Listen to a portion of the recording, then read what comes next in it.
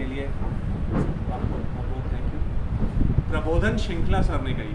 प्रबोधन का अर्थ होता है, मेरे ख्याल से इनलाइटमेंट कहते हैं, इनलाइटमेंट यानी कि चेतना के स्तर पर एक गुणात्मक परिवर्तन, कि चेतना के स्तर पर जाकर आप चीज़ों को देखें। अभी सर ने एक बहुत अच्छी व्हाट्सएप का एक मैसेज पढ़ा कि अगर शासक अभद्र हो और उसका विरोध भी अभद्र तरीके से किया जाए तो फिर शायद बात सही नहीं है। लेकिन हमें तो लगता है देश में जो चल रहा है वो एक नेक्स्ट लेवल की चीज़ हो गई है कि शासक भद्र है या अभद्र ये आप डिसाइड करिए, लेकिन विरोधी ना हो तो फिर क्या कहा जाए। जब विरोधी ना हो तो क्या कहा जाए। आजकल एक स्टेटमेंट चल रहा है, 10 साल पहले एक स्टेटमेंट आया, सबका साथ, सबका विकास, सबका विश्वास। फिर एक स्टेटमेंट आया कि अगर इस पार्टी की सरकार आ गई तो महिलाओं का मंगलसूत्र और उनके घर में रखा सोना उनको दे दिया जाएगा जो ज़्यादा बच्चे पैदा करते हैं। अब ये कितना कॉन्ट्राडिक्टरी है। एक तरफ कहा जा रहा है सबका साथ, सबका विकास, सबका विश्वास, और दूसरी तरफ कहा जा रहा है कि एक भाई के घर का सोना दूसरे भाई के लोग छीन लेंगे। दूसरी तरफ बात कही जा रही है इनहेरेंट टैक्सेस की, कि हम आएंगे तो इनहेरेंट टैक्स को लेकर आएंगे। अभी सैम पित्रोदा का बयान है इस पर, खूब आजकल इस पर चर्चा चल रही है। तो मल्टीपल लेवल पर एक प्रकार की राजनीति में गिरावट हमें देखने को मिल रही है, चाहे वो इधर वाले लोग हों या फिर इधर वाले लोग।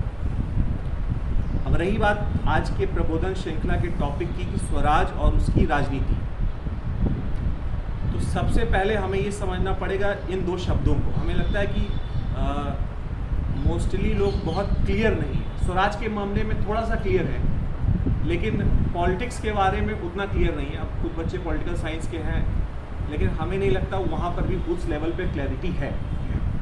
तो अगर हम लोग इसको पहले समझ लें कि इन दो शब्दों के अर्थ क्या हैं, उसके बाद शायद हम इश्यूज़ को ज़्यादा बेहतर तरीके से एड्रेस कर पाएंगे। जैसे स्वराज की बात की जाए तो सेल्फ रूल, सिंपल सा, संस्कृत भाषा से ये शब्द निकला है। और अगर थोड़ा हिस्ट्री में जाएं तो स्वराज का अर्थ होता है, अगर हम पॉलिटिकल लेवल पे इसको देखें तो इसका होता है सेल्फ गवर्नेंस या सेल्फ रूल किसी। और ख़ासतौर से ये शब्द 19वीं और 20वीं शताब्दी में बहुत तेज़ी के साथ आगे आया, खासकर जब हम अंग्रेज़ों के गुलाम थे। तो ये कहा गया कि अंग्रेज़ों को हटाना है, खुद का सेल्फ रूल लाना है। तो ये एक तो इसका पॉलिटिकल एंगल है। लेकिन हमें लगता है कि पॉलिटिकल एंगल से भी ज़्यादा जो अगली बात है वो है कि इसका जो एथिकल एंगल है वो है आध्यात्मिक स्तर पर, चेतना के स्तर पे, नैतिकता के स्तर पे, वो ज़्यादा महत्वपूर्ण है।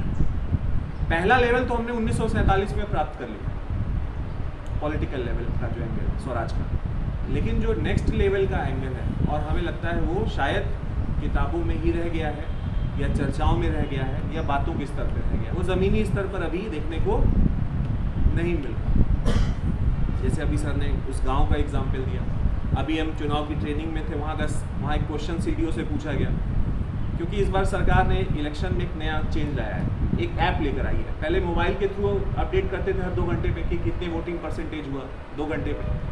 अब ऐप के थ्रू आ गया, एक ऐप आया है जिसमें आपको अपडेट करना है कितनी महिलाओं ने वोट डाला, ट्रांसजेंडर्स ने कितने वोट डाला, पुरुषों ने, टोटल टर्नआउट कितना रहा। अब वो ऐप के थ्रू होना है। एक ने पूछा कि सर ये बताइए कि अगर हमारी किसी बूथ पे ड्यूटी लगी है और वो पीठासीन अधिकारी को भी डाउनलोड करना है और सेक्टर मजिस्ट्रेट को भी, सबको डाउनलोड करना है, अगर वहाँ नेटवर्क ही नहीं है तो कैसे डाउनलोड करेंगे? तो उसका भी जवाब अच्छा था, कहा नहीं ऐसा नहीं, आप अपने साथ जितने लोगों को रखिए सबके पास अलग अलग नेटवर्क होना चाहिए। किसी के पास जियो होना चाहिए, एयरटेल होना चाहिए, किसी में तो नेटवर्क आएगा।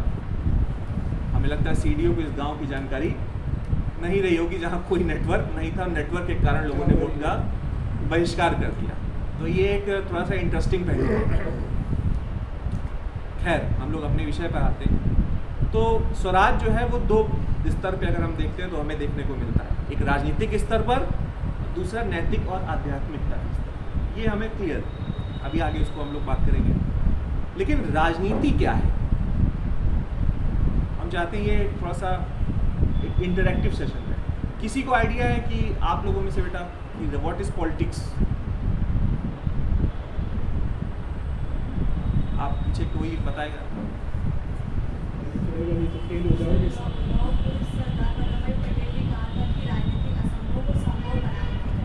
नहीं, ये उन्होंने कहा था, बिस्मार्क ने कहा था, लेकिन ये पॉलिटिक्स नहीं है, ये एक डेफिनेशन है। नहीं, ये भी नहीं, ये भी नहीं।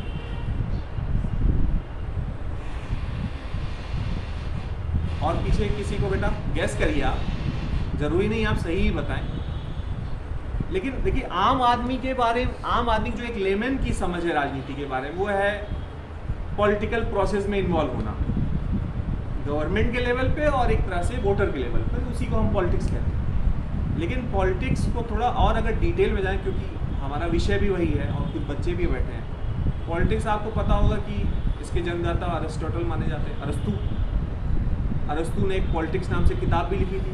और पॉलिटिक्स शब्द जो है एक ग्रीक भाषा के शब्द से पैदा हुआ है, जिसको कहते हैं पोलिस। पोलिस जो यूनानी गणराज्य हुआ करते थे, जिनकी जनसंख्या उस जमाने में बहुत कम होती थी, उनको कहा करते थे। तो उन पोलिस की जो यूनिक एक्टिविटी होती थी उसको पॉलिटिक्स कहा जाता है। और वो यूनिक एक्टिविटी क्या थी? प्रॉब्लम्स को रिजॉल्व करना। तो अगर हम एक लाइन में ये कहें कि व्हाट इज पॉलिटिक्स, तो कहेंगे the activity of problem resolution of problems या सॉल्यूशन ऑफ प्रॉब्लम्स। समस्याओं को सुलझाने की गतिविधि का नाम राजनीति है। तो अब सवाल ये होता है कि समस्याएं आज भी हैं, उस ज़माने भी थी, तभी पॉलिटिक्स की ज़रूरत पड़ी। तो समस्याएं पैदा क्यों हुई?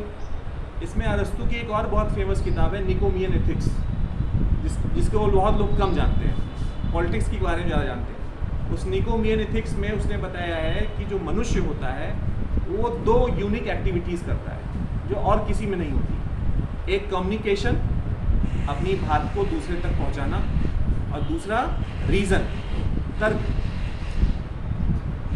अगर ये हर मनुष्य के पास है तो झगड़ा होना स्वाभाविक। लैंड का एक टुकड़ा है, दो उसके दावेदार हैं, दोनों हर प्रयास करेंगे कि वो मेरा हो जाए, और इस प्रयास में विवाद पैदा होगा। और जब विवाद पैदा होगा तो समस्या के समाधान की आवश्यकता, तब स्टेट आता है। तब यहाँ पे ये आता है कि इंडिविजुअल और स्टेट के बीच की जो रिलेशनशिप है उसको पॉलिटिक्स के माध्यम से रिजॉल्व किया जाता है। तो राजनीति का अर्थ ये हुआ कि समस्याओं को सुलझाना समाज के स्तर पर, घरेलू स्तर, घरेलू स्तर पर भी समस्याएं होती हैं, उसको सुलझाना, ये राजनीति है। लेकिन ये दुर्भाग्य की बात है कि राजनीति अच्छी चीज़ है, लेकिन दुर्भाग्य से उसको बहुत लोग निगेटिवली लेने लगे हैं। क्योंकि आज किसी भी स्टूडेंट से पूछो क्या बनना है, उत्तर भारत के 90% लोगों को तो IAS बनना है। इससे कम पे किसी का मामला बनता नहीं है। थोड़ा नीचे आए तैयारी के कुछ साल के बाद तो PCS के लेवल पे, मतलब गवर्नमेंट जॉब और कुछ नहीं। लेकिन कोई ये नहीं कहता कि हमें पॉलिटिक्स में जाना है या पॉलिटिक्स करना है। एक स्टेटमेंट मेरे ख्याल से किसी का है बहुत फेमस, कि दुनिया में समस्याएं इसलिए नहीं है कि बुरे लोग हैं या वो गलत काम कर रहे हैं। दुनिया में समस्याएं इसलिए हैं कि उनको वो काम करने देने वाले अच्छे लोग चुप बैठे हुए या मूक बन के उनको देख रहे हैं। ये राजनीति और स्वराज से जुड़ी एक बहुत महत्वपूर्ण समस्या है। हम गलत होता देख रहे हैं और चुपचाप या तो मुंह धर कर ले रहे हैं, या तो उस बात को मान ले रहे हैं, या तो ना ही हाँ कर रहे हैं या तो ना कर रहे हैं, एक तरह से एक्सेप्ट कर लेते हैं। तो राजनीति और स्वराज की समस्या इन्हीं सब पर हम चाहते हैं कि इसी पर हम लोग इसको डिस्कस करें। और सबसे बड़ी बात, जो प्रबोधन है वो हमें चेतना के स्तर पे जब तक नहीं होगा तो सारी चीज़ सिर्फ बातों तक ही सीमित रह जाएगी और उसके आगे कुछ हो नहीं पाएगा। जैसे आज आप देखिए, ये बात हम कई बार कह चुके हैं और क्लास में भी कहते हैं, ये हमें दरअसल फील होता है, ये हमने कहीं पढ़ा नहीं है, ये मतलब हमें फील होता है ये बात कि दुनिया में बड़ी बड़ी समस्याएं हैं और उन समस्याओं को लेकर दुनिया भर में डिस्कशंस हो रहे हैं, सेमिनार्स होते हैं, सिम्पोजियम्स होते हैं, बड़ी बड़ी चीज़ें होती हैं। क्लाइमेट चेंज की प्रॉब्लम है, गवर्नेंस की प्रॉब्लम है, टेररिज्म की प्रॉब्लम है, फूड क्राइसिस है, एनर्जी क्राइसिस है, तमाम क्राइसिस है। अगर कोई इन प्रॉब्लम्स की जड़ पर जाकर काम करे तो शायद उन समस्याओं का समाधान हम कर सकते हैं। और उनकी जड़ कहाँ पर है? ह्यूमैनिटेरियन क्राइसिस, ह्यूमैनिटी का क्राइसिस। गांधी जी का एक कोटेशन है कि अगर किसी ग्राम स्वराज की हम जब बात करते हैं, गांव में स्वराज की बात करते हैं, तो जब हम वहाँ पर स्वावलंबी होते हैं तो बहुत सारे मामलों में हमें दूसरे की सहायता की जरूरत नहीं पड़ती। लेकिन बहुत सारी ऐसी ज़रूरतें होती हैं जिसको हमें दूसरे की सहायता की जरूरत पड़ती है। तो उस सेंस में हम जब तक इस चीज़ का ध्यान नहीं रखेंगे, भाई गरीबी की समस्या क्यों है? अभी एक डाटा आया है कुछ समय पहले कि इंडिया में जो 73% एसेट है वो 1% लोगों के पास है, सॉरी 1% लोगों के पास है, और जो बाकी का 99% एसेट है वो बाकी लोगों के पास है। तो इससे ये समझिए कि किस लेवल पर एक प्रकार की असमानता का स्तर है, जो बहुत बड़ी समस्या है। तो गांधी जी ने एक बात कही थी कि अगर हिंदुस्तान को जानना है या समझना है तो सबसे पहले आप गांव को देखिए। हिंदुस्तान दिल्ली, बम्बई, गुड़गांव या नोएडा में नहीं बसता। यहाँ के लगभग 6.5 लाख, 7.25 लाख गाँव में बसता है। जब तक आप उसको जाके नहीं देखेंगे तब तक शायद आपकी समझ नहीं बनेगी। लेकिन सर ने अभी बहुत सही कहा, गांव की किसी दीवार का उन्होंने वो मैसेज दिखाया था कि गांव की किसी दीवार पे लगा। गांव भी तेजी के साथ शहर होते जाते हैं। जिस तरह से शहर में परिवर्तन नहीं आ रहा, उस स्तर हो सकता है इंफ्रास्ट्रक्चर लेवल पे गांव में परिवर्तन ना आ रहा हो, लेकिन मानसिकता के स्तर पे शहर से ज़्यादा परिवर्तन वहाँ आ रहा है। अब आप यकीन मानिए कि इंडिया राइस के मामले में सेकंड नंबर पे है, लेकिन रील्स के प्रोडक्शन के मामले में पहले नंबर पे है। अभी सर कुछ दिन पहले हम बलिया गए थे, तो बलिया में पुलिस लाइन का जो स्टेडियम है वहाँ सब शाम को टहलते हैं। तो वहाँ हमने कम से कम 150-200 बच्चों को, लड़के लड़कियों को देखा कम उम्र के, जो रील्स बना रहे थे। आजकल इसका बहुत क्रेज़ भी है और लोग इसमें लगे भी हुए हैं। तो ये हमें देखना पड़ेगा कि गांव में भी जो परिवर्तन आ रहा है वो किस स्तर पर आ रहा है। तो प्रबोधन को अगर हमें समझना है तो वास्तव में प्रबोधन को समझने से पहले उसको अपने जीवन में उतारने की ज़रूरत है और चेतना के स्तर पर उसके ऊपर काम करने की ज़रूरत है। जब तक हम चेतना के स्तर पर जाके काम नहीं करेंगे तब तक वास्तविक परिवर्तन नहीं आएगा। और वो चेतना के स्तर पर परिवर्तन कहाँ से आ सकता है? जाहिर सी बात है, हमारी शिक्षा प्रणाली में जब तक उसका ये कुछ उस तरह के प्रावधान नहीं किए जाए। आज आप देखिए शिक्षा प्रणाली की क्या स्थिति है। न्यू एजुकेशन पॉलिसी के नाम पर जो सिस्टम हमने अडॉप्ट किया यूरोपियन मॉडल, उसका क्या आउटकम? अब जैसे पीजी की बात करें, अभी तो इलाहाबाद यूनिवर्सिटी में नहीं आया है। पीजी में इंटरनल है, एक्सटर्नल एग्ज़ाम है, बच्चे से एक असाइनमेंट लिया जाता है, एक प्रेजेंटेशन लिया जाता है, एक मिड टर्म लिया जाता है, इंटरनल हो गया और एक परीक्षा। सिर्फ कॉपी भरो, नंबर पाओ और पास हो जाओ। किसी भी स्तर में कोई परिवर्तन देखने को नहीं मिला। आपने यूरोपियन मॉडल तो उतार दिया 5 डेज अ वीक का, कि 5 दिन काम करेंगे, 2 दिन आराम करेंगे। चेतना के स्तर पे काम करेंगे, हो सकता है 2 दिन छुट्टी इसीलिए रखी उन्होंने, लेकिन वो चेतना के स्तर पे होता काम हमें दिख नहीं रहा है। बहुत तेज़ी से डाउनफॉल हो रहा है। और ये जो न्यू एजुकेशन सिस्टम है, हो सकता है आप लोगों में से बहुत लोगों को अच्छी भी लगती हो, लेकिन ये पहले से भी जो खराब चल रही थी उससे भी खराब हालत है। अब मेरे ख्याल से सर आप साइंस में आप जानते होगा, इसमें यूजी में जब ये आएगी तो शायद ऐसा है कि एक सब्जेक्ट आप केमिस्ट्री रख लो, एक पॉलिटिकल साइंस रख लो, एक कॉमर्स का कोई सब्जेक्ट रख लो, तो आपको कुछ नहीं आएगा। ना कॉमर्स आएगी, ना पॉलिटिकल साइंस आएगा, ना फिजिक्स या केमिस्ट्री आएगी। आप किसी के विद्वान बन नहीं पाएंगे। और हमारे यहाँ की जो शिक्षा प्रणाली है वो इसी हालत में है, उसका कोई भविष्य नहीं है। कम से कम चेतना के स्तर पे परिवर्तन जरूरी है। आजकल आप न्यूज़ देखिए, आजकल अमेरिकन यूनिवर्सिटीज़ में विरोध प्रदर्शन हो रहे हैं, इजराइल हमास का जो इशू चल रहा है उसको लेकर। कोलंबिया यूनिवर्सिटी में तो बाकायदा स्टूडेंटों ने वहाँ के कैंपस में कैंप लगा रखे हैं। लेकिन कल आप इलाहाबाद यूनिवर्सिटी में एलुमनाई में बिना आइडेंटिटी कार्ड के घुस नहीं पाएंगे, भले ही आप फैकल्टी हो। सॉफ्ट कॉपी भी है अगर आपके पास तो नहीं घुस पाएंगे आप, नहीं घुस पाएंगे। के लिए बैन है। हाँ बैन है।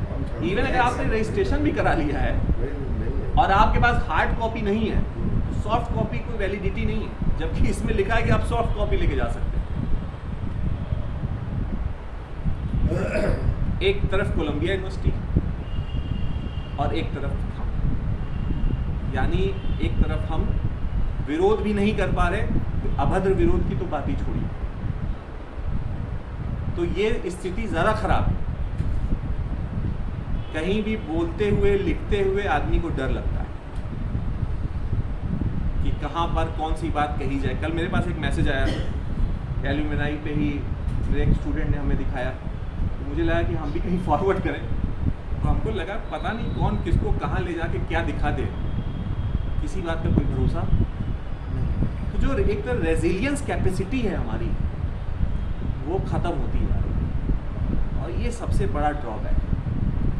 राजनीति की बात करिए या स्वराज की बात करिए, स्वराज की खैर समझ ही नहीं है, या फिर जो हमारे एजुकेशन मॉडल में, एजुकेशन सिस्टम में जो चीज़ पढ़ाई जानी चाहिए, जो सिखाई जानी चाहिए, आए 5 दिन में एक क्लास ली, आप टीचर के लेवल पे भी आप देख लीजिए या स्टूडेंट के लेवल पे भी देख लीजिए, तो वो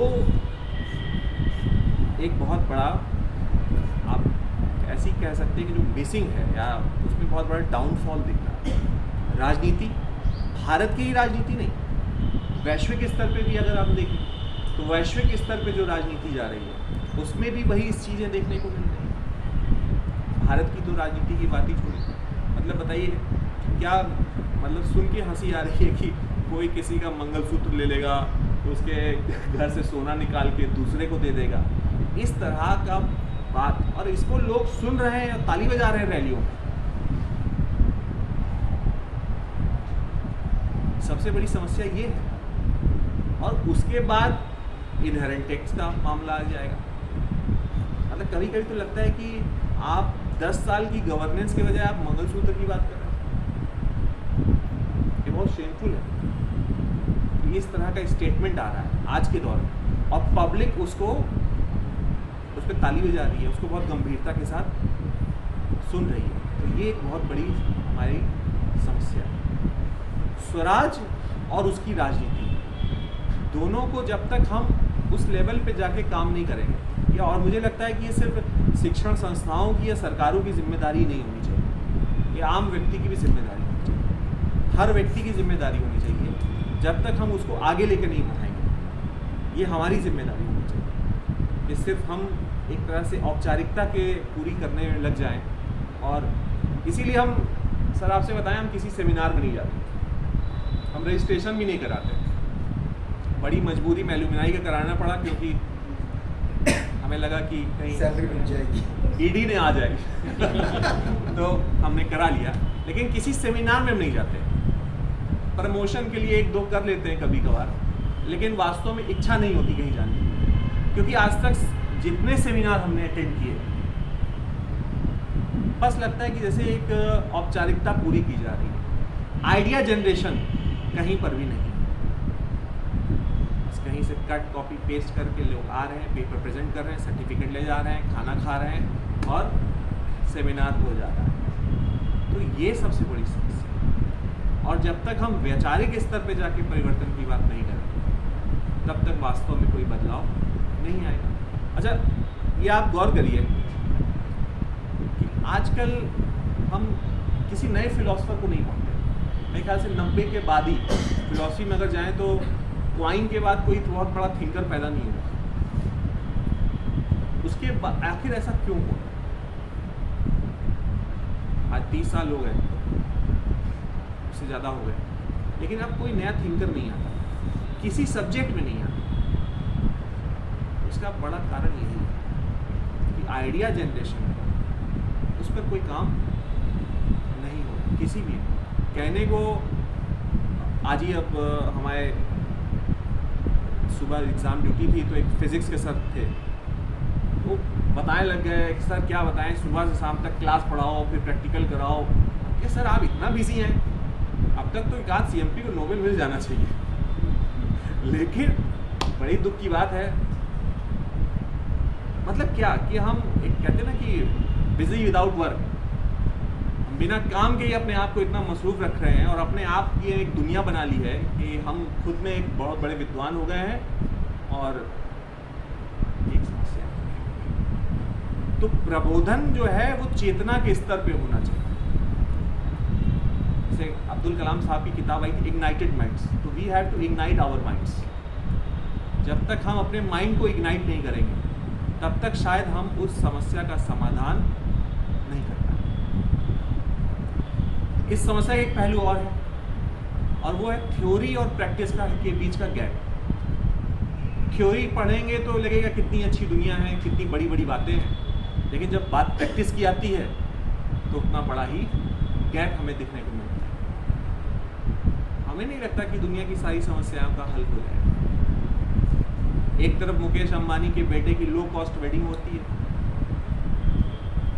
लो कॉस्ट वेडिंग है, और एक तरफ किसी को खाना नहीं मिल रहा है, और लोगों को पता है खाना नहीं मिल रहा है, लेकिन उसके लिए जो पैदा होने वाला दर्द है या होने वाली जो चिंता है वो शायद हमारे सीने में नहीं है। ये सबसे बड़ी समस्या है।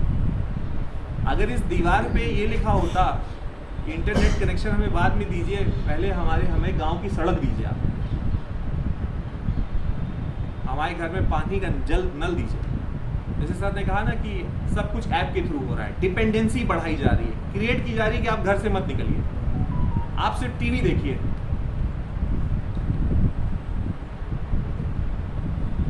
टीवी पे भी आजकल जो इंटरनेट में जो आजकल यूट्यूब पे जो उस पर लिखा होता है उसको देख के लगता है वास्तव में युद्ध चल रहा है। ईरान ने इजराइल के छुड़ाए छक्के, हमने लगा कि कहीं लगता है मिसाइल चली गई क्या, लेकिन लगता तो अभी तो कुछ हुआ ही नहीं। और हम उसी को देख के अपने अंदर एक आइडिया बना लेते हैं। ये बात सही है कि जैसे अभी सर ने इस बात को मेंशन किया कि सर के समय में और सर के समय में हमें भी थोड़ा बहुत याद है, छोटे थे तो जनप्रतिनिधि आया करते थे, मिलते थे,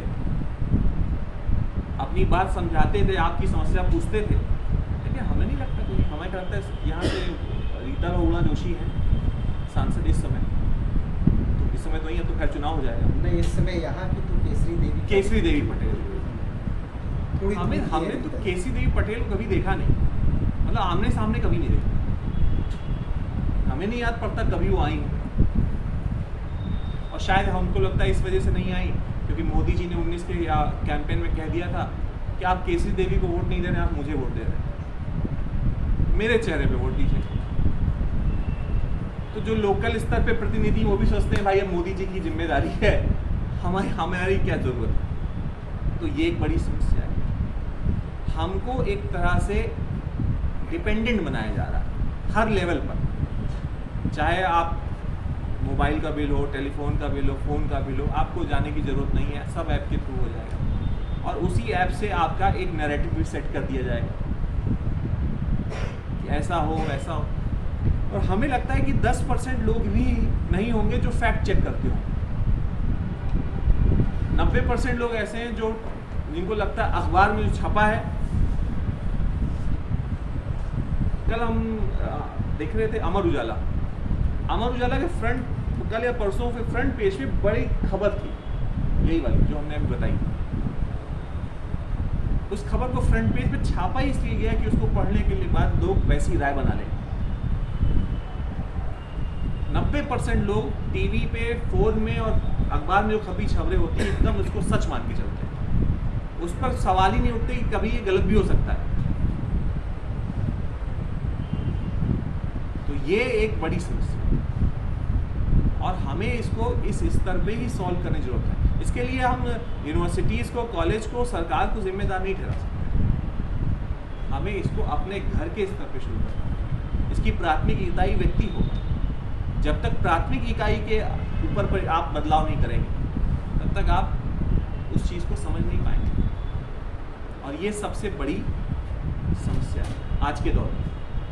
और ये सिर्फ भारत में नहीं हो रहा, ये पूरी दुनिया में हो रहा है, और पूरी दुनिया में इसको प्रोपेगेट किया जा रहा है, और इसी के नाम पे तरह तरह के अलग अलग धार्मिक, राजनीतिक, सांस्कृतिक प्रोपेगेंडा किए जा रहे हैं, और उसको लोग वेरीफाई कर रहे हैं और उसी को लोग सत्य मान के चल रहे हैं। आज सबका सच एक नहीं है, सबका सच अलग अलग है।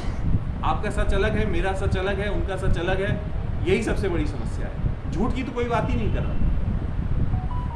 क्योंकि सब ने मान लिया कि सबके सच अलग अलग हैं और उनका सच ही सबसे बड़ा सच है। ये सबसे बड़ी समस्या। ऐसे में विकल्प क्या हो सकता है? ऐसे में विकल्प यही हो सकता है कि जो स्वराज और उसकी राजनीति है उसको फिर से एक बार तलाश किया जाए। जैसे अभी एक सर वो YouTube पे चैनल DW जर्मन चैनल है, वो हिंदी में भी आता है। उस पर अभी एक डॉक्यूमेंट्री बड़ी अच्छी आ रही थी। उसमें दिखा रहा था जर्मनी के किसी मतलब एक आउटर एरिया में एक फैमिली है, हस्बैंड वाइफ है, 2 बच्चे हैं। उन्होंने अपने शहर के घर को छोड़ के किसी गांव में चले गए हैं और वहीं पर खुद से बिजली पैदा करते हैं छोटी से अपनी ज़रूरत भर के लिए। वहीं पे खुद से खाना उगाते हैं और उसी में वो सर्वाइव कर रहे हैं और अपने बच्चों को खुद पढ़ाते, किसी स्कूल में नहीं डालते। तो इस तरह की भी चीज़ हो रही है। हमें अगर भारत से तुलना करके देखें तो एक तरह से जो वेस्टर्न वर्ल्ड की पिक्चर हमारे दिमाग में है, जब वेस्टर्न वर्ल्ड के बारे में हम सोचते हैं तो हमें अमेरिका की स्काईस्केपर्स नज़र आते हैं, ऊंची ऊंची बिल्डिंग और ये और वो। हमें लगता है वेस्टर्न वर्ल्ड हमसे थोड़ा आगे जा रहा है इस मामले में। हम थोड़ा पिछलग्गू होते जा रहे हैं उनके। यूरोप में बहुत सारे नए नए कॉन्सेप्ट्स आ रहे हैं। जैसे चेतना के स्तर पे अगर आपको बदलाव लाना है तो एक कॉन्सेप्ट आजकल वहाँ चल रहा है मिनिमलिज्म का। हालांकि ये जैन फिलॉसफी से ही कॉन्सेप्ट गया है वहाँ। मिनिमलिज्म का कॉन्सेप्ट क्या कहता है? आपके जीवन में जितनी कम चीज़ें होंगी उतना कम डिस्ट्रैक्शन होगा और फोकस उतना ज़्यादा होगा। जैसे अगर मेरे पास 10 पैंट और 10 शर्ट है तो डिस्ट्रैक्शन उतना ज़्यादा है। पहनने से पहले सोचना पड़ेगा कि कल जो पहने थे वो आज ना पहने, नहीं तो कोई देखने वाला ये तो नहीं कहेगा कि एक ही जोड़ी है इनके पास। तो हम उसमें बड़ा टाइम वेस्ट करते हैं चूज़ करने में। और महिलाएं अन्यथा नहीं लेंगी, लेकिन महिलाओं के साथ ये ज़्यादा बड़ी समस्या है। अगर उनको कहीं शादी में जाना हो अगले दिन तो उनको क्या पहनना है ये 2-3 दिन पहले से तय होने लगता है और वो डिसाइड नहीं हो पाता। लेकिन जाने अनजाने में हम ये मिस भूल जाते हैं कि इसमें हमारी कितनी एनर्जी कंज्यूम हो रही है, वेस्ट हो रही है। 4 क्रेडिट कार्ड है, 3 फ़ोन है। कई लोगों को आप देखा होगा कि ऐसे 2 फ़ोन इधर 2 फ़ोन इधर लेके चलते हैं। हमारे लिए एक ही फ़ोन लेना सर बड़ा मुश्किल है। आप देखिए फ़ोन आप रख दीजिए, इसमें नोटिफिकेशन आता है तुरंत आपका ध्यान जाता है भाई किसका मैसेज आ गया, किसका मैसेज आ गया। रात में सोते वक्त फ़ोन देखते हैं, सुबह उठते वक्त फ़ोन देखते हैं,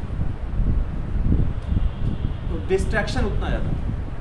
तो इसको मानने वाले जो लोग मिनिमलिस्ट के जो सपोर्टर्स, हालांकि जैन फिलॉसफी से अपरिग्रह का कॉन्सेप्ट है ना सर, जैन दर्शन है, तो ये वहीं से है। लेकिन हमारे यहाँ जो पैदा हुआ हम उसको भूल गए और वो लोग उसको फॉलो करने लगे। तो हम शायद अपनी एनर्जी को कहीं और जगह अच्छे से लगा पाए। यूरोप में आजकल कॉन्सेप्ट चल रहा है टाइनी होम्स का। जैसे आजकल क्या है, हमारे जो एक मिडिल क्लास है उसका सबसे बड़ा ड्रीम क्या है? जैसे कहते हैं ना ग्रेट अमेरिकन ड्रीम, वैसे ग्रेट इंडियन ड्रीम क्या है? और ग्रेट इंडियन ड्रीम में नॉर्थ इंडियन ड्रीम क्या है? सरकारी नौकरी मिल जाए, बढ़िया शादी हो जाए, उसके बाद एक घर हो जाए, घर भी शहर में हो जाए, सिविल लाइंस में हो जाए, कार हो जाए, बैंक बैलेंस हो जाए, मेरे पास 4 क्रेडिट कार्ड हो। ये हमारा इंडियन ड्रीम है। जबकि वहाँ लोग इससे बियॉन्ड जा रहे हैं। उनको बड़े घर नहीं चाहिए। जिनके पास बड़े घर वो छोड़ रहे हैं, टाइनी होम, छोटी जगह, रिमोट लोकेशन पे जाके रह रहे हैं। तो वहाँ इस तरह के बदलाव आ रहे हैं। और हमारे यहाँ क्या बदलाव हो रहा है? गाँव से लोग शहर की तरफ जा रहे हैं। खैर वो एक बेरोजगारी का भी पहलू है कि बेरोजगारी की तलाश में जा रहे हैं, लेकिन जिनके पास रोजगार है वो भी छोड़ के जा रहे हैं। यूरोप में एक कल अभी हमने देखा कि हार्वर्ड यूनिवर्सिटी के कुछ स्टूडेंट्स जो कहीं एम्प्लॉयड हो गए थे और उन्होंने एक ग्रुप बनाया और वो अपने 40s और 30s में रिटायर हो गए। और हम तो याद है करते जब हम सिविल की तैयारी करते थे उस दौर में, तो हमारे साथ के लोग बात करते थे कि अगर 22-21 साल की उम्र में IAS बन गए तो DGP या फिर कैबिनेट सेक्रेटरी लेवल पे तो हम पहुँचेंगे। मतलब अभी सिलेक्ट नहीं हुए, आप फॉर्म नहीं भरा और आपकी प्लानिंग है कैबिनेट सेक्रेटरी के लेवल पर। कल का पता नहीं कल क्या होगा। और वहाँ पे 30s में रिटायरमेंट हो रहे हैं, 40s में रिटायरमेंट होगी कि भैया अब काम बहुत कर लिए, अब जीवन में कुछ और करना है, कुछ और बदलाव करने हैं, जीवन को थोड़ा सा इंटरेस्टिंग बनाना है, अपने हिसाब से जीना है, और सेल्फ एम्प्लॉयमेंट का कल्चर डेवलप होगा। इस मामले में हम ये ज़रूर कहेंगे कि हो सकता है कि पहले हमारा अति ज़्यादा स्वर्णिम था, आजकल थोड़ा दिक्कत ज़्यादा बढ़ गई है। मैथिली शरण गुप्त ने एक पंक्ति में लिखा भी है, हम क्या थे कभी, क्या हो गए अभी, आओ मिलकर विचारें सभी। ये इन्होंने रेनेसा के कॉन्टेक्स्ट में ये बात कही। तो ये उस मामले में वो आगे जा रहे हैं। हार्वर्ड यूनिवर्सिटी में सर एक है, वहाँ पे एक लॉन्जिविटी पे रिसर्च हो रही है, और वो रिसर्च 1937 से हो रही है कि लोग लंबा क्यों जीते।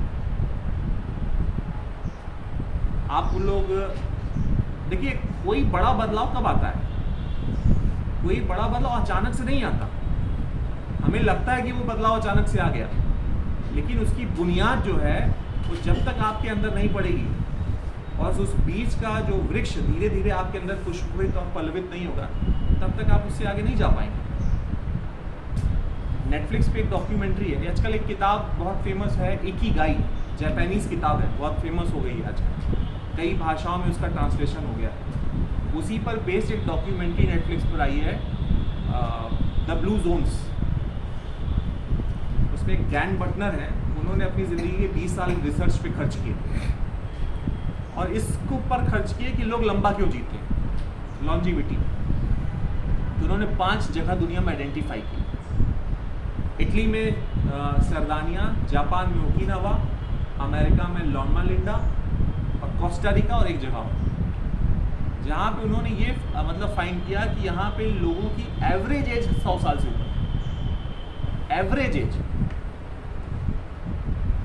और 104 साल का आदमी घोड़ा चला रहा है, तो उसे पता है कि कॉमन फैक्टर्स क्या है। तो कई सारे कॉमन फैक्टर्स बताए, उस कॉमन फैक्टर्स में यही सारे फैक्टर्स हैं जिनकी ना होने से ये सारी समस्याएं आज हमारे यहाँ पैदा हो गई। हम अस्वस्थ होते जा रहे हैं तेजी के साथ, हमारे आपसी विवाद बढ़ रहे हैं, समाज में संघर्ष बढ़ रहा है, एक दूसरे के प्रति घृणा बढ़ रही है, रेजिलियंस पावर हमारी कम होती जा रही है। इसका सबसे बड़ा कारण ये है, और इसका शायद इसको हमें अडॉप्ट करना चाहिए अपने लाइफ कि जो एक भौतिकतावाद की तरफ हम बढ़ते जा रहे हैं, और उसमें टीवी का, मीडिया का, न्यूज़पेपर का एक बहुत बड़ा उसमें रोल है, उसको हमें समझना पड़ेगा। ये एक साजिश है कि विज्ञापन जितना ज़्यादा आकर्षक होगा, उसकी विश्वसनीयता शायद उतनी ज़्यादा होगी, और विज्ञापन अगर कम आकर्षक होगा तो लोग उसको एक्सेप्ट ही नहीं करेंगे। आज तक हमें ये नहीं समझ में आया कि शेविंग क्रीम के ऐड में लड़कियों का क्या काम होता है, लेकिन हर शेविंग क्रीम के ऐड में लड़कियां आती हैं, सिर्फ इसलिए कि जो ये उपभोक्तावाद है उसको उस लेवल पे पहुंचाया जा सके। आपने देखा कभी ये उपभोक्तावाद किस स्तर पर पड़ गया है कि जो पहले जो महंगे महंगे शैम्पूज आते थे, 150, 200, 300 रुपए की बोतल आती थी, कंपनीज ने सोचा कि तो सिर्फ बड़े लोग लगा रहे हैं, बड़े घर की लड़कियां यूज़ कर रही हैं, तो उन्होंने कहा सैशे कल्चर ले, 1 रुपए में, पाउच में। अब गांव की लड़की भी डव लगा रही है, कैटरीना कैफ भी डव लगा रही है। फिर उन्होंने कहा शैम्पू सर कंडीशनर भी बेचना है, फिर 4 रुपए पैकेट में 2 रुपए में कंडीशनर भी जोड़ दो और 2 रुपए वो भी जोड़ दो। अब कोई फर्क नहीं है इस लेवल, उपभोक्तावाद के लेवल पर कोई फर्क नहीं है, दोनों लेवल वो एक जैसे सेम हो गए, वो फर्क मिट गया। लेकिन सिर्फ वही फर्क मिटा है, उससे जितने बड़े फर्क और पैदा हो गए हैं, शायद वो हमारी समस्याओं को और तेजी के साथ बढ़ाते जा रहे हैं और ग्रेव करते जा रहे हैं। ये बहुत बड़ी खतरनाक बात है। आज आप मतलब हम तो आज की बात कर रहे हैं, हमें याद है कि जब हम लोग बहुत छोटे थे, नानी के यहाँ गर्मी छुट्टी जाते थे, तो गांव में बिजली ऐसा था कि 7 दिन दिन आती थी, 7 दिन रात में आती थी। तब भी वहाँ जब छोटा मोटा फंक्शन होता था तो लोग कोल्ड ड्रिंक जरूर पीते उस समय। तो जो थर्माकोल का आता था उसी में बर्फ़ डाल के उसको ठंडा कर। पेप्सी और कोको कोला अमेरिकन कंपनी, और उसका पेनिट्रेशन एकदम रिमोट एरियल में आज किस लेवल पर है। सिर्फ खाने पीने में ही मत देखिए, ये जो उपभोक्तावाद है, पूंजीवाद का जो चरम रूप है, सो मार्क्स ने भी कहा है हाईएस्ट स्टेज ऑफ कैपिटलिज्म, तो आज हर स्तर पे पहुंच गया। आप सोचिए, आप अपने घरों में देखिए, प्री वेडिंग शूट का कॉन्सेप्ट आ गया शादियों में। ये हमारा कल्चर नहीं था, लेकिन आज अमेरिकन कल्चर, यूरोपियन कल्चर हमारे घर में है। पहले बर्थडे पे केक कटता था, अब शादी में भी केक कट रहा है, एंगेजमेंट में केक कट रहा है, हो सकता है कुछ दिन बाद मरने पे भी केक कटे। मतलब किस तेजी के साथ जो उपभोक्तावाद बढ़ता जा रहा है और हम उसके शिकंजे में फंसते जा रहे हैं, और अनजाने में उन चीज़ों को हम अडॉप्ट करते जा रहे हैं। आजकल आप देखिए, टैटू कल्चर बहुत तेजी से फैल गया है। हर आदमी जो है हाथ में टैटू बनवा के घूम रहा है। क्या है ये? क्या टैटू बनवाने से कोई मनुष्य का एनर्जी लेवल बढ़ जाता है? हमें तो नहीं समझ में आता, बल्कि ज़्यादा पेनफुल होता है उसको बनवाना।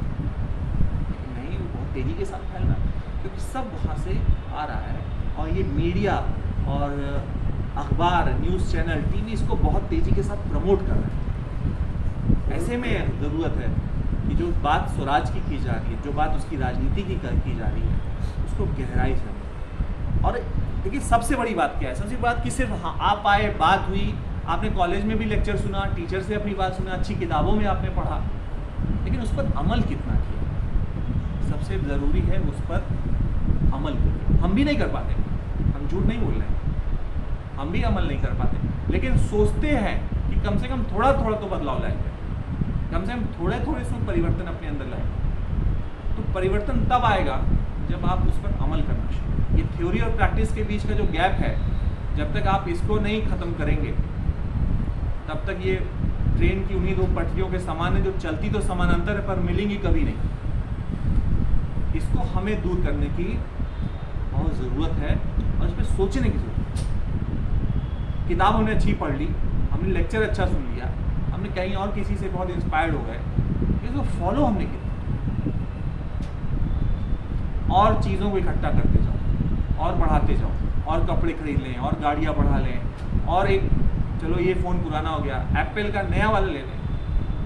अभी जब एप्पल का स्टोर लॉन्च हुआ दिल्ली और मुंबई में, आप यकीन नहीं मानेंगे, वहाँ पे लाइन लगी थी 3-3 दिन, 4-4 दिन तक, सिर्फ एप्पल आता आईफोन लेने के लिए, लेटेस्ट वर्जन।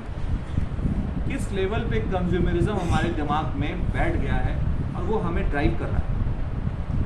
एक अंधी दौड़ मच गई है, जिसमें हमारी रेस किससे हमें खुद ही नहीं पता, और हम दौड़े जा रहे हैं, और ये हर लेवल पे हो रहा है। और हमें लगता है गांव में ये चीज़ और तेजी के साथ बढ़ रही है। इसको सॉल्व करने की ज़रूरत है, और वास्तव में प्रबोधन तभी आ पाएगा। स्वराज को लेकर गांधी जी ने बहुत सारी बात कही कि वहाँ पर कुटीर उद्योग होनी चाहिए, ग्रामोद्योग होने चाहिए, सेल्फ डिपेंडेंसी होनी चाहिए, बहुत सारी बातें। लेकिन सबसे बड़ी बात यह है कि हम जब तक उस पर अमल नहीं करेंगे तो सारी बातें बेकार हैं। कभी आप देखिए आईएएस के पेपर को देखिए, एथिक्स का पेपर जोड़ा गया।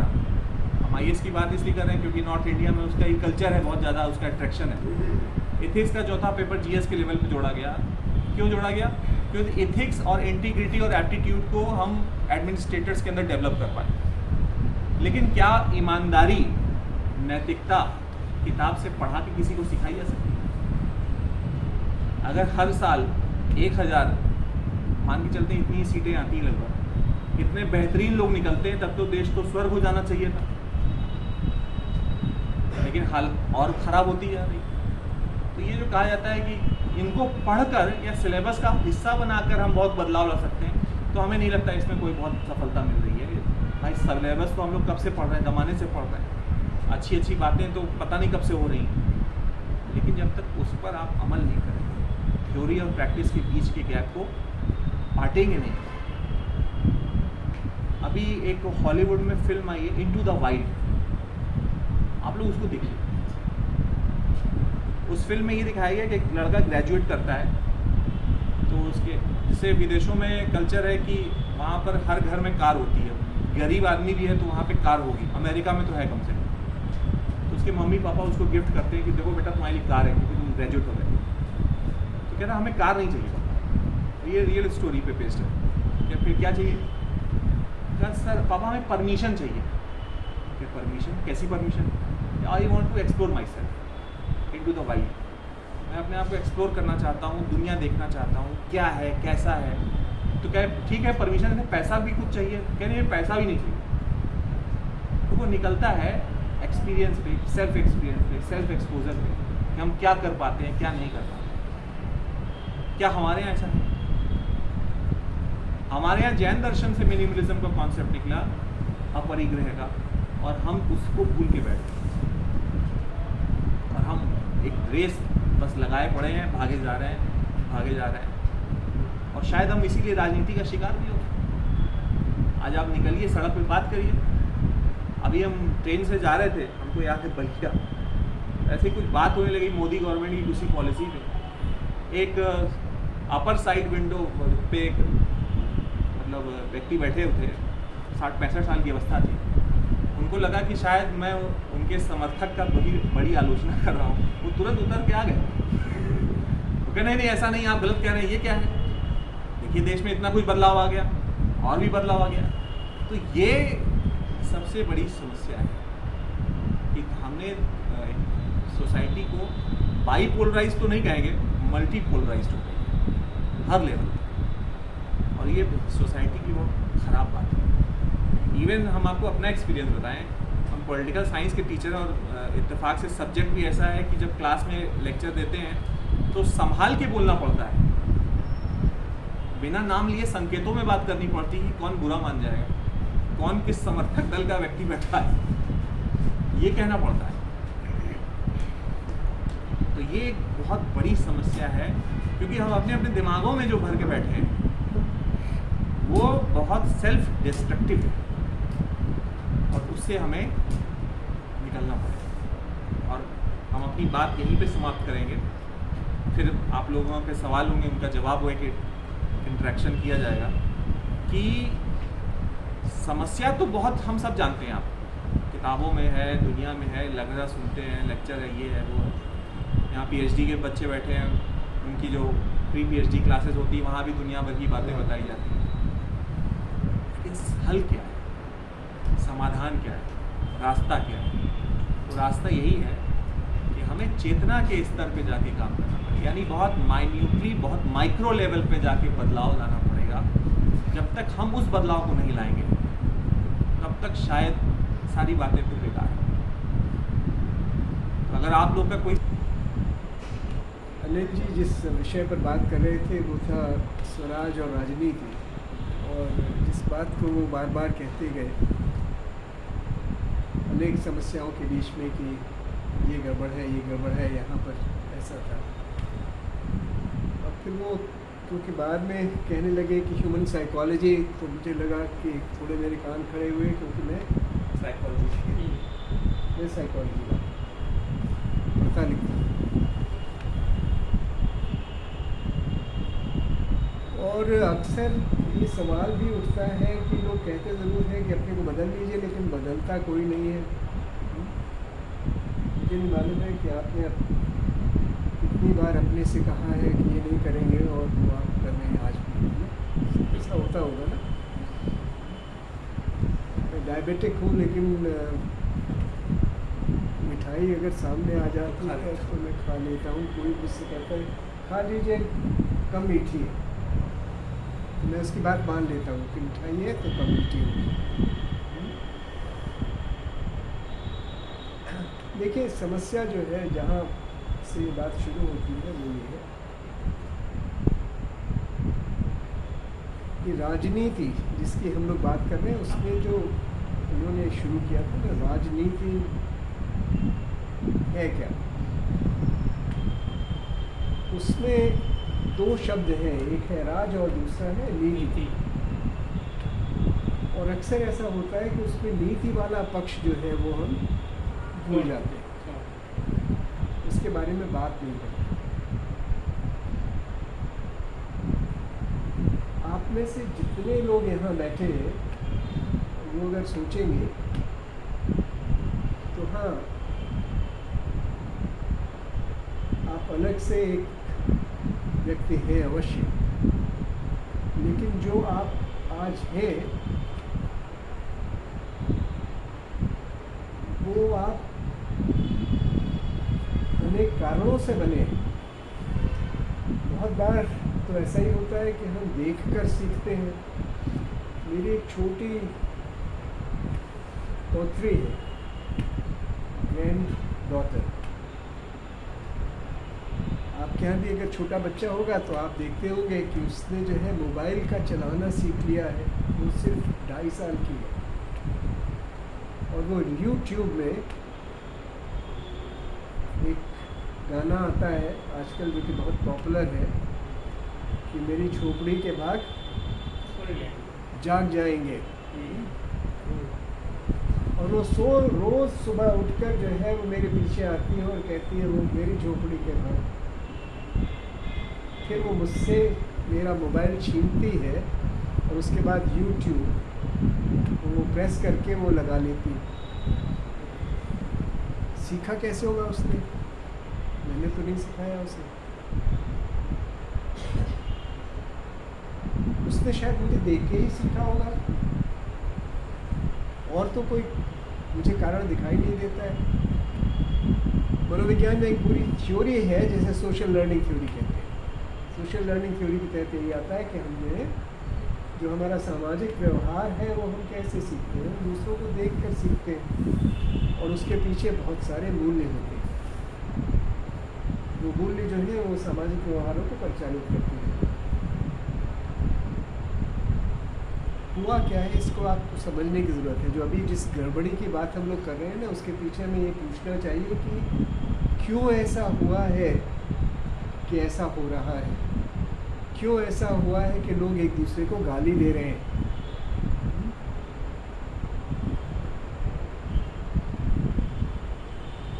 और आपको ये बात, क्योंकि मेरी उम्र आपसे थोड़ी ज़्यादा है, मैं ये कह सकता हूँ कि ये आज ज़्यादा है, 1950 के इलेक्शन में नहीं था, उसके बाद भी नहीं था। उसमें लोग जो है ये बात करते थे कि देश के लिए हमें क्या करना है। उसमें ये वाली बात नहीं होती थी कि देखिए फलाना व्यक्ति जो है वो तो, क्या चीज़ है ये गले वाली,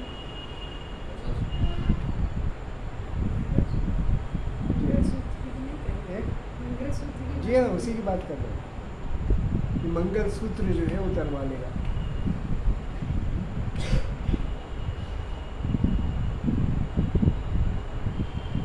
ये फलाना आदमी ऐसा है, मैं ऐसा हूँ, ये आदमी ऐसा है, ये पॉलिटिकल पार्टी ऐसी है। ये शायद समझने की ज़रूरत है कि जो हमारा पॉलिटिकल सिस्टम है, हमारा पॉलिटिकल सिस्टम ही नहीं, आज उन्होंने 2 बातें कही थी जो महत्वपूर्ण है कि अगर आपको कुछ भी बदलना है तो मन बदलना होगा, और दूसरा है कि हमें शिक्षा की पद्धति बदलनी पड़ेगी। लेकिन शिक्षा की पद्धति क्या होगी? वो वाली नहीं होगी जो कि आज है। क्योंकि ये समझने की कोशिश करिए कि ये जो दुश्मन बनाने वाली मन बनता है वो बनता कैसे है। ये बनता तब है जब हम अपने और पराये का भेद करते हैं। और अपने का पराये का भेद जो है वो, इन्होंने बहुत सारे लोगों के नाम लिए तो मैं भी एक का नाम ले लेता हूँ। फिलॉसफी की बात हो रही तो मैंने इमैनुअल कांट का नाम लिया। तो इमैनुअल कांट के साथ एक और भी नाम आता है जिसका नाम है हेगेल। आपने नाम सुना इसका? हेगेल। तो हेगेल की एक डायलेक्टिक्स है। वो डायलेक्टिक्स जो है वो थीसिस, एंटीथीसिस, वो बाइनरी है। और होता यही है कि जितना भी अब आप देखेंगे, जितनी भी चीज़ें हो रही हैं हमारी, उसके तहत जो हमारी सोच बनी है वो बाइनरी डायलेक्टिक्स है। हमारे लिए जो है एक ट्रूथ है, सिंगल ट्रूथ है, मल्टीपल ट्रूथ्स नहीं है। हमारे लिए कोई ग्रे एरिया नहीं। और जब ग्रे एरिया नहीं है तो हम हरदम सही है, आई एम ऑलवेज राइट। और अगर यू आर ऑलवेज राइट उसका मतलब क्या है, आपकी लड़ाई हुई, आपके दुश्मन होंगे ही। हमारा ये जो पॉलिटिकल सिस्टम है, हमने कौन सा पॉलिटिकल सिस्टम लिया है? अपना तो बनाया नहीं हमने। स्वराज की बात जो हम कर रहे हैं, तो स्वराज में सिर्फ वोट डालने से स्वराज आ जाए ऐसा तो नहीं होता है। यहाँ पर तो ये है कि जिसके एक वोट भी ज़्यादा होगा वो एमपी बन जाएगा। पार्लियामेंट में भी अगर 271 सीट किसी की हो जाएंगी तो वो सरकार बना लेगा। जी हाँ, तो पीएम हो जाएगा। हाँ, मतलब सरकार बना लेगा, पीएम तो उसकी पार्टी चुनेगी तो वो बना लेगा। अगर अभी जो वोट पड़े उसमें 50% वोट पड़े, 52% वोट पड़े यूपी में, आज मैंने देखा 52% वोट पड़े हैं, उसमें से जो जीतने वाला होगा, अगर मान लीजिए उसके 27% वोट हैं तो वो एमपी बन जाएगा। तो 27% पर बाकी कितने हुए? 73% जो है उसके उनके बारे में अगेंस्ट में है, या उनके बारे में भी कुछ, या तो अगेंस्ट में है या हमें पता नहीं कि वो उसके पक्ष में है नहीं। तो ये जो लोकतंत्र है हमारा, ये जो है बाइनरी डायलेक्टिक्स पर बना है। हमारी जो एजुकेशन का सिस्टम है वो भी बाइनरी डायलेक्टिक्स पर है, क्योंकि वो भी फेल और पास करता है ना। अभी ये कह रहे थे इंटरनल एग्जामिनेशन में अगर ये आप इनके खिलाफ बोलेंगे तो ये कम नंबर देंगे। ये नहीं कह रहे थे, लेकिन संभावना जता रहे थे कोई अध्यापक ऐसा कर सकता है। हमारी जो डायलेक्टिक्स रही है और एशियन जो डायलेक्टिक्स रही है वो होलिस्टिक रही है, क्योंकि हमारा जो पूरा का पूरा जो संस्कृति है वो कलेक्टिविस्टिक रही है।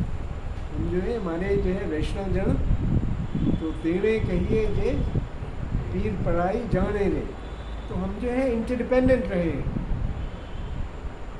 शुरू से, इस तरह की हमारी वो रही है। एशियन डायलेक्टिक्स में अगर आप देखेंगे तो वो जो है होलिस्टिक ज़्यादा है, वो बाइनरी नहीं। और कारण जो अभी आप देख रहे हैं वो ये है कि हमारे जो शिक्षा की पद्धति आई है, मैकॉले की बात थी, वो जो है बाइनरी डायलेक्टिक्स से चलती है। बाजार जो है बाइनरी डायलेक्टिक्स से चलता है। स्वामी रामदेव भी जो है वो कहने के लिए आयुर्वेद वाले हैं, लेकिन वो बाइनरी डायलेक्टिक्स से चलते हैं, है ना।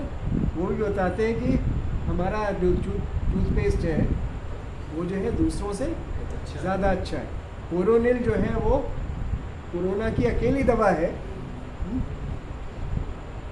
एलोपैथिक कोई दवाएं जो है ठीक नहीं। सोचने का उनका तरीका यही है, बेचने का तरीका उनका यही है।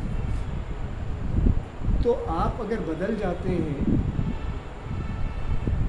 और कुछ करने लगते हैं और पॉलिटिकल सिस्टम नहीं बदलता है, आपका वही रहता है, तो आप मेरे हिसाब से बहुत आगे नहीं जा पाएंगे, फ्रस्ट्रेटेड होंगे। थोड़े दिन के बाद जो है आप चुपचाप होकर बैठ जाएंगे। एक्सेप्शंस रह सकते हैं इस तरह के कि आप जो है जिस तरह के जो है आप विदेशों में पाते हैं, अमेरिका में जिनकी तरफ जो है अनिल जी आपका ध्यान आकर्षित कर रहे थे, वो उस तरह के लोग आपको मिल जाएंगे सब जगह से, हर एक समाज में। लेकिन what you need to do, जो आप करना चाहते हैं वो ये करना चाहते हैं कि आप नए सिस्टम्स बनाइए जिसमें सब लोग हो सकें। जो बात आप कह रही थी कि आपने चुना और चुनने के बाद तो वो व्यक्ति आपका रहा नहीं, पार्टी का विप है, उसके हिसाब से वो वोट डालेगा, आपसे तो पूछता नहीं ना, आपसे पूछ के उसे खड़ा किया गया। वो आपका आदमी कहाँ से हुआ? जिन आदमियों को आप चुनते हैं वो जनता के लोक सेवक नहीं है। वो पार्टी के सेवक हो सकते हैं, लेकिन वो हमारे आपके किसी के सेवक नहीं। वो किसी वहाँ पर बैठा हुआ किसी ने तय कर दिया दिल्ली में बैठकर कि साहब फलाना आदमी जो है वो आपका जो है इलेक्शन लड़ेगा और उसको आप वोट दीजिए, तो आप पार्टी को वोट देते हैं, आप व्यक्ति को तो नहीं चुनते हैं। और पार्टी ये तय कर देती है कि क्या निर्णय होगा। जो हमारा पुराना वाला था, अगर आप जाएंगे जिसकी बात स्वराज की बात कर रहे थे, उस स्वराज के तहत केवल इतना ही नहीं था कि आप जो है अपना हथकरघा वाले कपड़े पहनिए या कुछ और इस तरह वाला कीजिए, उस पर सोच वाली बात भी थी। कहीं न कहीं पर ये वाली सोच थी कि हाँ, हम सब मिलकर तय करेंगे। अगर ग्राम स्वराज की बात थी तो उसमें जो था ग्राम पंचायत वाली जो बात थी, आज भी ग्राम पंचायत में ये था कि पंच बैठते हैं तो उसमें अगर एक भी डिसेंटिंग वॉइस होती है तो उसको सुना जाता है। वो ये नहीं होता है कि हाँ, जैसा आज होता है सुप्रीम कोर्ट में कि हाँ 3-2 जो है जजमेंट जो है वो हो गया, मेजॉरिटी जजमेंट। तो मेजॉरिटी जजमेंट पार्लियामेंट में भी होता है, मेजॉरिटी जजमेंट सुप्रीम कोर्ट में भी होता है, मेजॉरिटी जजमेंट जो है वो विश्वविद्यालय में जो फैकल्टी चुनी जाती है उसमें भी होता है, सिलेक्शन कमेटी में, है ना, उसमें भी डिसेंटिंग नोट लिखा जाता है। तो जहाँ पर ये वाली बात होती है, जहाँ पर डिसेंट का कोई स्थान नहीं है, जहाँ सुना नहीं जाता है, वहाँ पर कुछ नहीं होता है। तो अगर जो है राजनीति में मॉरलिटी नहीं है, जिसकी तरफ जो है बात कर रहे थे, वो उसके मूल्य आने पड़ेंगे, और वो तभी आएंगे जबकि हम सब लोग उसमें होंगे। हमारी संस्कृति जो है वो सबके साथ मिलकर बनेगी, जिसमें व्यक्ति जो है केंद्र में नहीं होगा, समाज केंद्र में होगा। कोई परेशानी है वो ये है कि व्यक्ति केंद्र में है। अभी भी जो बात हो रही थी ना, परिवार की बात हो रही थी कि जो है वो फलाना आदमी जो है राजनीति में जाना चाहता है, बच्चा राजनीति में जाना चाहता है। ठीक है, चलिए, लेकिन मान लीजिए जो है अगर जो है ये ऐसा लगता है कि नहीं, इस बच्चे की आवश्यकता जो है परिवार को अधिक है, राजनीति वाले में कम है, तो शायद उसे चूज़ करना चाहिए कि परिवार को हम चूज़ करते हैं, राजनीति को नहीं चूज़ करते हैं। उसके अपने जो इच्छा है उसको जो है, आज भी ये होता है, हमारे यहाँ होता है, नहीं होता है, हमारे यहाँ आज भी परिवार में सबसे बाद में कौन खाना खाता है, बताइए, आपके परिवार में पूछता है। भूखी रहती है लेकिन खाती सबसे बाद में, अपनी भूख को त्याग कर दूसरों को पहले खिलाती है। पिता भी जो है कपड़ा पहले अपना नहीं बनवाता है, बच्चों का बनवाता है। समाज में पहले यही था, गांव में ये था कि अगर कोई भूखा नहीं है, भूखा अगर सोता है, गांव में भूखा सोता है तो वो गांव बेकार है। तो मैं सिर्फ इतना ही कह रहा हूँ कि हमारी जो संस्कृति रही है, अगर वो संस्कृति के अनुसार हम चलते हैं, जिसमें कि हम सब लोग साथ हैं, इंटरडिपेंडेंस है, इंडिपेंडेंस नहीं है, जिसमें सेल्फ जो है वो केंद्र में नहीं है कि नहीं मैं जो तय करूँगा, अपने लिए जो तय करूँगा वही सबसे बड़ी है, जिसमें शिक्षा बदलकर जो है बाइनरी नहीं है, जिसमें होलिस्टिक है, जिसमें सबको साथ लेती है। तो उसमें आपको जो है वो एनवायरमेंटलिस्ट जो लड़की थी ना, वो अपने आप आ जाएगी, क्योंकि एनवायरनमेंट जो है वो यही आता है। पांडे जी जो कह रहे थे, चलिए उसकी बात वहीं से शुरू करता हूँ। संस्कृत में शुरू के एक उपनिषद है ईशावास्य,